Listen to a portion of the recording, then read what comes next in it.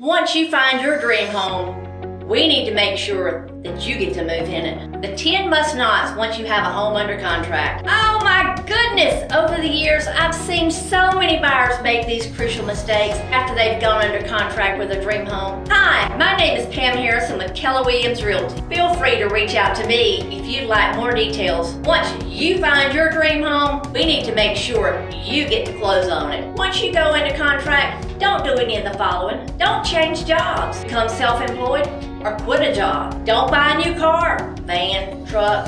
You might be living in it. Don't use any charge cards or let your accounts fall behind. Don't spend any money you have set aside for closing. Don't omit any debt or liabilities from your loan application. Don't buy any furniture even if the payment is to be deferred until after closing. Don't allow any additional inquiries on your credit except for insurance purposes. Don't make any large deposits or take out any large deposits without first checking with your lender. Don't change bank accounts. Don't co-sign on any loans for anyone, no matter what. And be sure to tell your lender if you've already co-signed for anyone, because that debt goes against you. I hope this helps. I want to make sure that you understand how to keep your home and actually close on it once you find it. Give me a call. I'll make sure to give you more information about how to stay safe and ensure we can close on your home once you've gotten your offer accepted.